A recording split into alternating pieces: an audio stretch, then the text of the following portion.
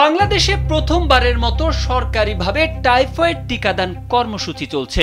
সরকার দেশের ৯ থেকে ১৫ বছর বয়সী শিশু, কিশোর ও কিশোরীদের বিনামূল্যে এই টিকা দেওয়ার কর্মসূচি নিয়েছে। কিন্তু এরই মধ্যে অনেকের মধ্যে শিশুকে এই টিকা দেওয়া নিয়ে ভিন্ন দৃষ্টিভঙ্গিও পাওয়া যাচ্ছে।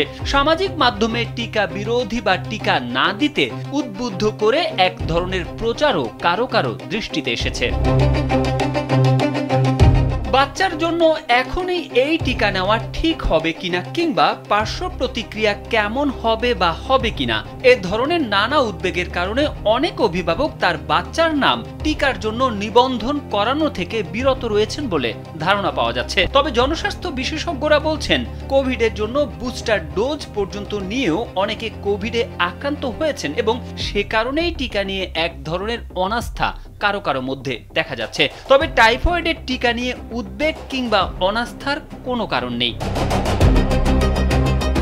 চিকিৎসক ও টিকাদান কর্মসূচির সাথে জড়িতরা বলছেন, টিকা নিয়ে বিভ্রান্তিকর প্রচার কিংবা একটি অংশের মানুষের উদ্বেগ তাদের দৃষ্টিতেও এসেছে। তবে তারা বলছেন, টাইফয়েডের জন্য এবার যে টিকা দেওয়া হচ্ছে সেটি বৈজ্ঞানিকভাবে নিরাপদ ও কার্যকর। আসলে হয়তো শুরুর দিকে কেউ কেউ দেখেছেন যে দেখি অন্যরা দিয়ে নিক, তাদের কেমন হয় এসব। আগামী কয়েকদিনের মধ্যেই এটি ঠিক হয়ে আসবে এবং নির্ধারিত বয়সের সব শিশুকেই টিকা দেওয়া সম্ভব হবে। বিবিসি বাংলাকে বলছিলেন সম্প্রসারিত টিকাদান কর্মসূচি প্রোগ্রামের ম্যানেজার ডাক্তার আবুল ফজল মোহাম্মদ শাহাবুদ্দিন খান।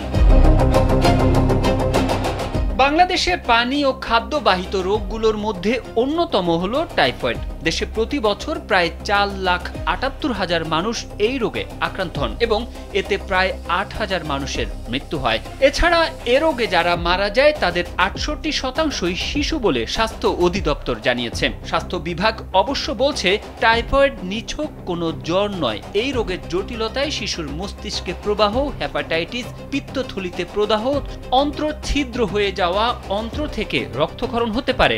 অন্ত্রে রক্তক্ষরণ হলে শিশুর মৃত্যু পর্যন্ত হতে পারে। আর টাইফয়েড টিকার একটি ডোজ শিশুকে টাইফয়েড জ্বরের পাশাপাশি টাইফয়েড জনিত এসব মারাত্মক জটিলতা থেকেও সুরক্ষা দিতে পারে বলে বলছেন স্বাস্থ্য বিভাগের কর্মকর্তারা। এ নিয়ে একটি প্রতিবেদন করেছে বিবিসি বাংলা।